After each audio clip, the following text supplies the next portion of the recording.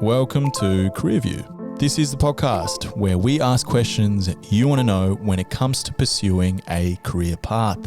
I'm your host, Niraj Shamal, and each episode I'll ask questions on behalf of students across the country from secondary schools and universities, what they want to know when it comes to pursuing their dream job. For today's episode, we'll be asking our top questions that have been submitted by students on our Career View website who are interested in becoming a social worker.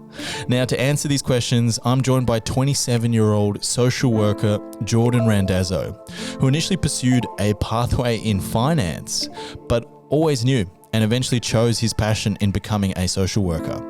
Now, Jordan has worked in some of the most extreme circumstances for child protection and family support.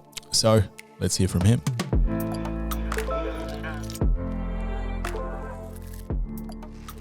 Jordan, it is really great to have you here, mate. I cannot believe that you're here. I know that you have a really busy week ahead of you. You're flying away next week to Cambodia, right? Yeah, I sure am. Let me start saying thank you, Neri, for having me on. Absolute pleasure. And spot on. I'm jumping on a plane next week actually, and moving my life to Cambodia. So pretty excited for that. How long are you going for, by the way? No real set plans, to be honest. The idea is to go for at least a year, maybe two.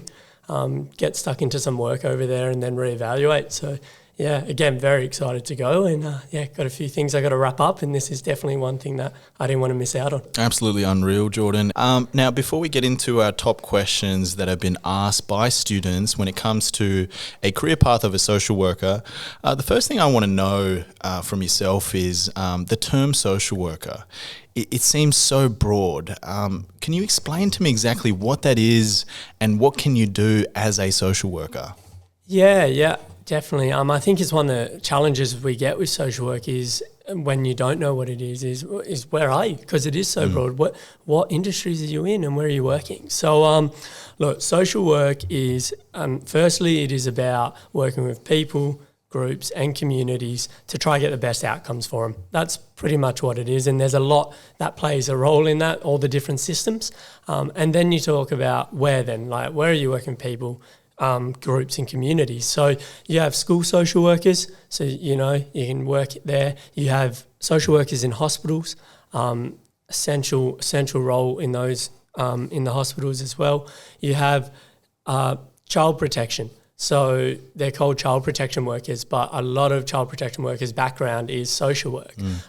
You have aged care. You have social workers in aged care, another really important area. I mean, even diving further into that, you have palliative care, like social workers will be working in palliative care. Disability industry, social workers are, so in that role, you're working with the people. You're on the ground in all those roles, whether it's in the school, in the hospital, with disability. So yeah, it is a bit broad, but that's also because social workers work in a range of different fields. Yeah, that's so many different elements there. And I think, some of the questions here that we have in terms of breaking down exactly what you do will definitely put some perspective on that as well, because it's still very hard to imagine, from a student perspective, what exactly that is. So I'm glad that we have you here to get that perspective. Jumping into our questions, Daz. First question that we have is, at what point in your life did you realise you wanted to become a social worker?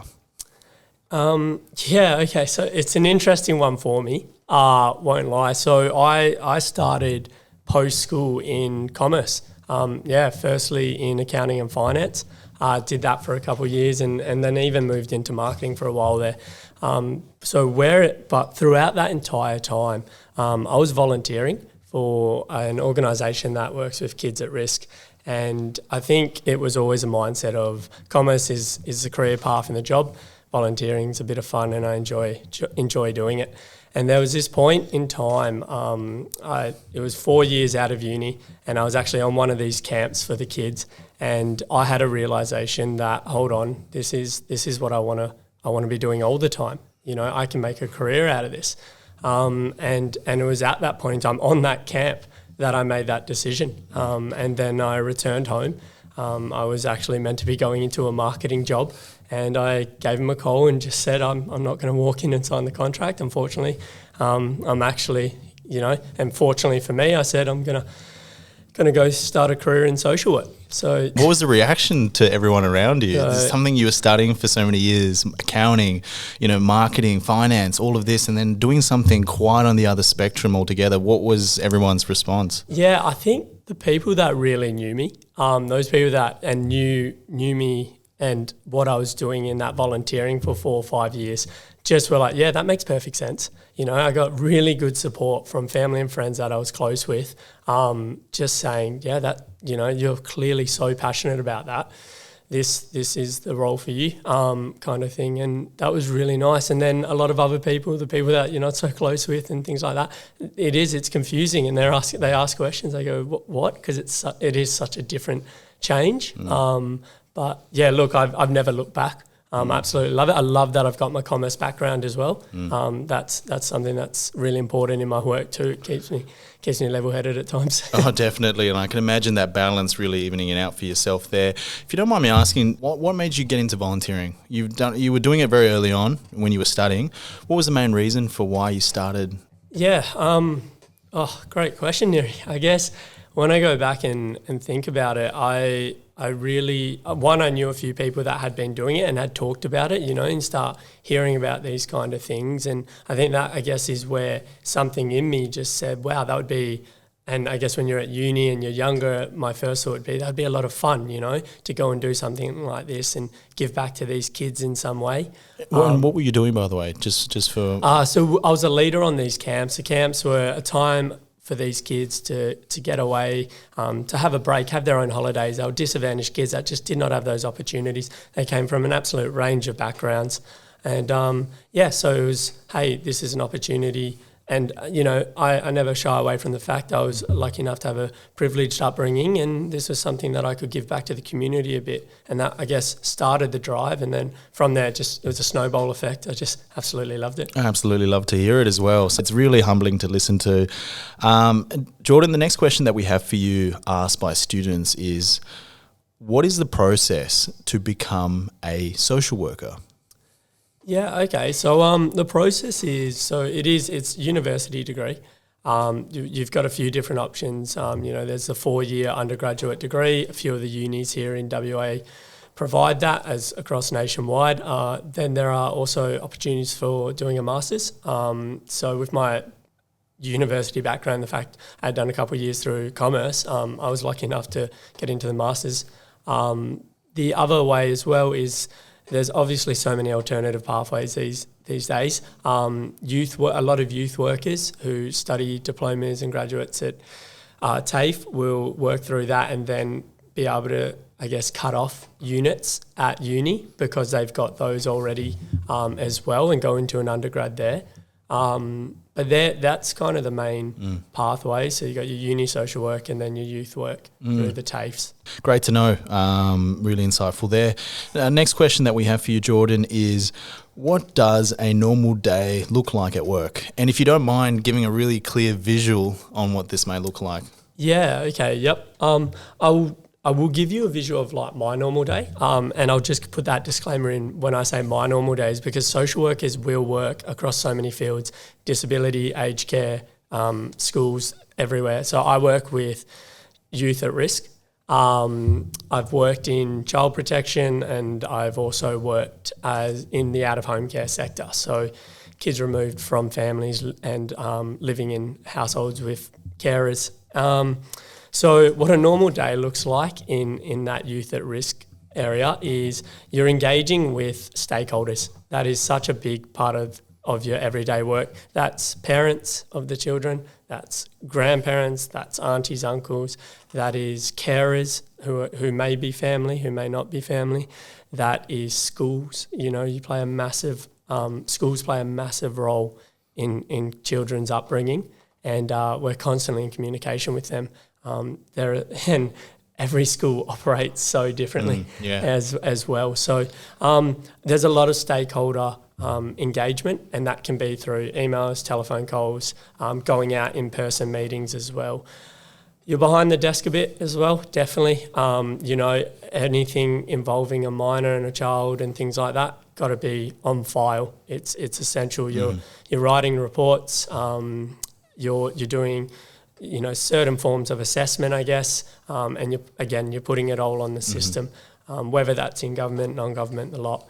And then probably the best part of your day is when you get to engage with the kids, which, to be really honest with you, there is two sides of that as well. So you get the really positive days where, you're the kid's favourite person, and then the not so positive days. And to give you a visual of that, again, social work is broad, but as a personal experience and things that I've dealt with, I've had times where I don't want to make it sound scary, but you're in the car and you're getting handbrakes pulled on you, kids trying to, sit out, pull themselves out of the vehicle. Is that what you're saying? Wow. Yeah, pretty much. I don't.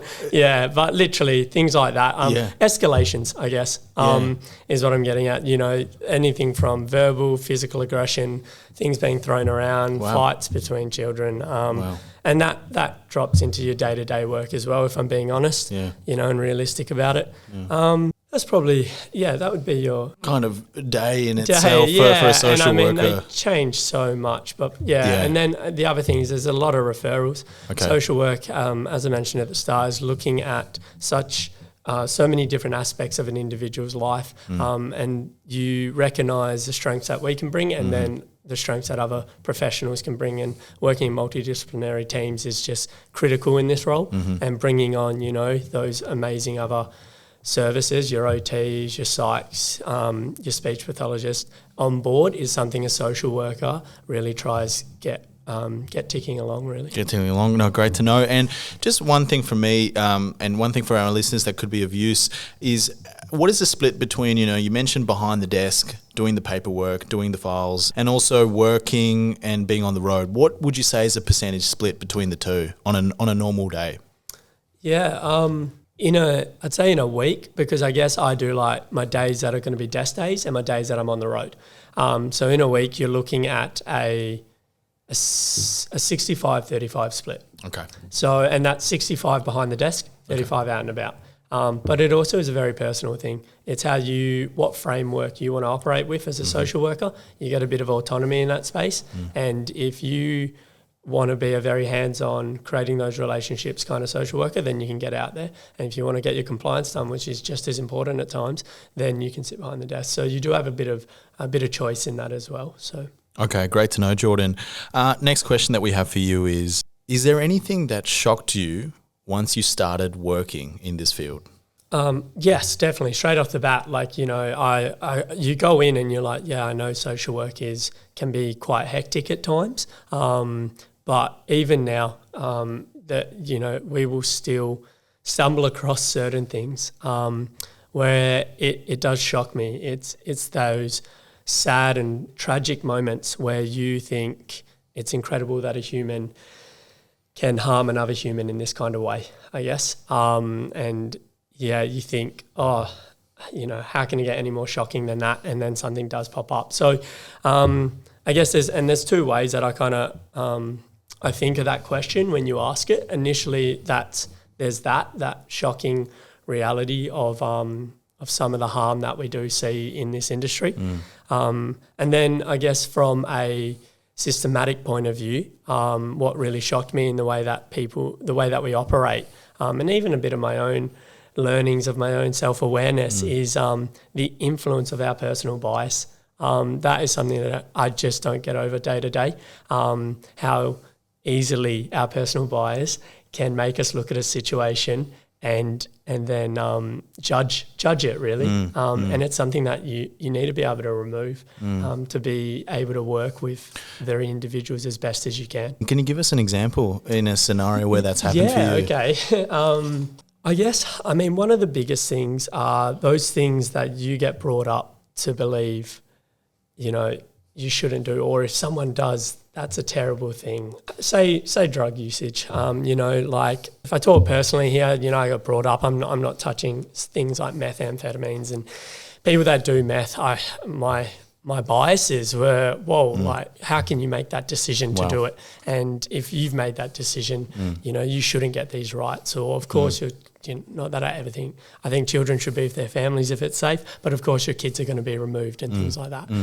But to then really dive into a person that has been down that road, that has used meth before, and maybe you're even working with them and they have a relapse and they use it again, you have to be able to remove that personal bias that like meth is the be-all, end-all worst thing in the world, because one, we don't know the past traumas of this person, and that's not productive in any way for me working with that individual to better their lives, or if I'm working with their kids to better the lives of these children by saying, because you've done that and my personal bias says I should never talk to you again or help you in any way, that's not the role of a social worker at all. Great example, and so much learning I can imagine from the role and from being in front of those experiences. I have to admit that without a doubt, with what you've shared already, it sounds that you have seen some really traumatic situations, and knowing you as well, you've been in this role for quite some time. How do you mentally cope with that, and what is your kind of way of balancing that within yourself internally? Yeah. Amazing question, and one of the most important. One that when learning at uni, self-care, I never probably paid enough attention. And now I'm in the industry, it's like, wow, this is really important. So for me, I'm while at work, and I guess a skill that I feel I've really developed over the years is compartmentalising, but that doesn't mean that you don't address it at some point. That's really important as well. My biggest, just straight off the bat, my biggest self-care, again, really personal, like not that this works for everyone. First and foremost, if I'm in a situation, breathing is really important, where I can get away. The beach, I'm a bit of a sport fanatic, playing footy and just getting out for a run, and making sure I'm doing that on a daily basis. If I'm going to work 5 days a week, then I should be doing that kind of stuff 6 days a week, So, and which is what I do. And then having people around you that you can talk to. Obviously, there's a lot of confidentiality with social work. So knowing what you can talk about is really important, but also making sure you got those people around you. And I'm such an advocate for professional services, Go speak to a counsellor, speak to a psych if you need. Really important. So really great advice. I think it's fantastic advice that you've shared to any aspiring social worker out there, that self-care is important, and having these principles in play really helps you in your day-to-day jobs as well. Jordan, the next question that we have for you is, what is the most challenging part of the job? For me, what I find really challenging is the things that are in front of you every single day, the things that you walk into knowing you're going to be having to address. And something really big there, and stay with me here, Neri, is perceptions of truth. And what I mean by that is everyone has their own perception of truth, and you can just believe it. Like there are certain things that I know in my own head, I'm never going to be convinced otherwise. And it's amazing in this field how, say, parents, grandparents, even colleagues can have certain perceptions of truth, things that it is that way. And what I've come to learn, and what's been so challenging, is it's not actually changing that perception of truth. It's not actually saying you're completely wrong and I'm right. It's working with that. It's being able to say, what's the goal here? The goal isn't changing people's isn't necessarily changing their perception of truth. It just might be education and understanding around it, or putting the child at the focus of it. It's identifying that goal and striving towards that and working with people. And I found that really challenging, and I still do, where someone may say something and you go, that I just completely disagree with that. But that's actually, and it drops back into a bit about personal biases again, and it's just not relevant to the goal that you're trying to achieve. And keeping yourself solution focused, very challenging, but if you can do it, incredibly beneficial for social workers.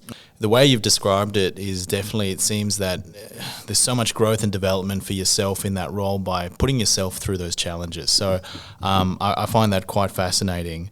Moving on to our next question that we have for you, Jordan. How much can you earn in this role?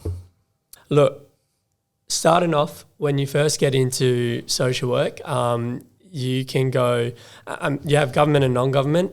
They're reasonably similar, but you're talking, anywhere from 50 to 60, those kind of starting, 50,000, 50,000, 60,000 salaries. Between government and non-government? Yeah, I find, so the non-govy space, I probably can't comment too much on because it fluctuates quite a bit. But again, as social workers we're talking here, non-govies also will dive into youth workers and things. As a youth worker, you'll get paid less, so you'll probably be sitting on, say, 40,000.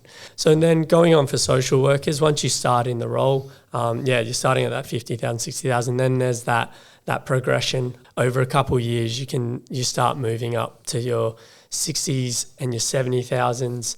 You'll dive into 80,000s after a couple of years, and then when you're looking at those senior roles, you're sitting in between your 80 and 95,000. So you start at $50,000, $60,000 as you're starting off. How many years would you have to work to get to that kind of salary range? To be honest with you, Neri, the attrition rate is so terrible that as a result, opportunities pop up.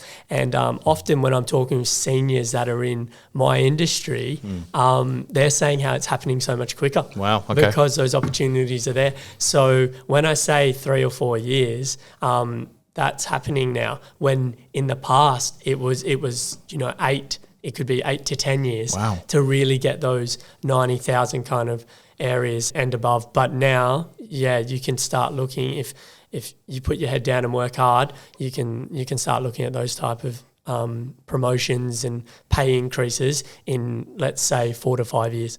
Wow, unbelievable and so insightful. Definitely salary is a big and sensitive topic for many people, and it's really clear to understand how much you're getting paid for essentially the nature of work that you do that requires so much of you.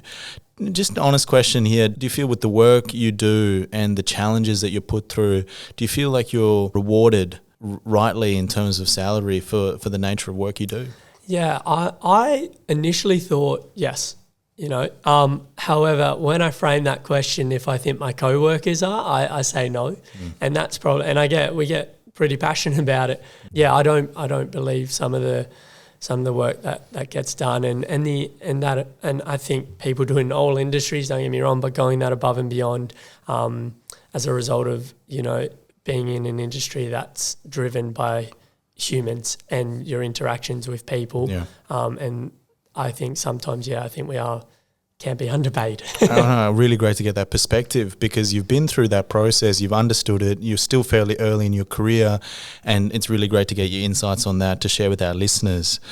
Jordan, next question that we have for you is, what are the most important skills needed for the job? Really great question. Broad too, because again, social work can be broad. And straight off the bat, I think resilience is critical in this field, just because again, you will have tough days, as you will in every industry, no doubt. But I do think resilience is a key. For me, and I actually talk about this a fair bit ever since starting social work on my journey, that I found there's like 4 skills that then have sub-skills, and I won't go on forever, but 4 real skills that I think develop an individual to be able to sit in uncomfortable spaces, which is something you have to do as a social worker, not only with families and parents and kids, but with your colleagues too, because again, it's a very highly emotional industry. So you have to be able to sit in uncomfortable spaces, and I find there are 4 particular skills that lead to that. So one is self-awareness, I think, and that dives onto that bit I talked about personal bias. I think being self-aware is absolutely critical to the work we do. Second to that is self-regulation. They kind of lead into another one. The more self-aware you are, the more you can, regulate your own emotions. I say that because as a lot of studies shows, when you're escalated, you're not making your wisest decisions. So you're in an industry where there's high emotions around you and there's big emotions. Being able to regulate yourself in that moment to make the best decision for that individual, group or community is really important. The third one, I think, social awareness.